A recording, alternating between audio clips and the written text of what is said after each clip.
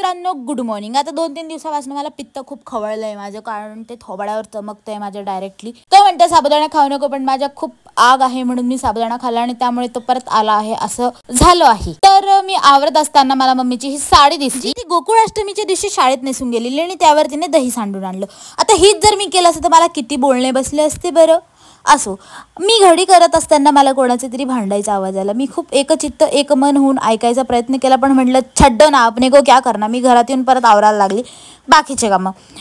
पण तेवढ्यात परत मला दिसलं की अरे ये तो रेडनेस ही हो रहा है। मग क्रीम वगैरे लावली आणि 2-3 मिनटं घरात मन रमवल्यानंतर मला जरा आवाज परत यायला लागला, म्हणून मग मी बाहेर जाऊन ऐकलं।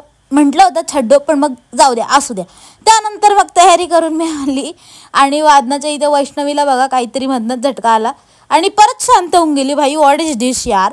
आणि त्यानंतर ना मेंटेनन्स चालू होता। प्रीतम दादा इथे एकदम बारकाईने प्रत्येक गोष्टीत लक्ष देत होते आणि येस, इथे आज आमची वादनाची मिरवणूक आहे, त्यामुळे पूर्णपणे सगळी तयारी झालेली असून आम्ही सगळे तयारी झाल्यानंतर घरी गेलो। मेंटेनन्स थोडाफार ज्या ढोलांचा बाकी होता तो केल्यानंतर आणि मग मैंने मेरे हाथ से चुरमा बनाया था और वो बहुत अच्छा बना था, कारण की पोरीनं येत नाही एवढं, पण म्हणून मी थोडेसे कौतुक करते। त्यानंतर ना मला खूप गोड खायची इच्छा होती, म्हणून 10-15 कॅडबऱ्या हाणल्या आणि yes guys, that is it for the day. Bye.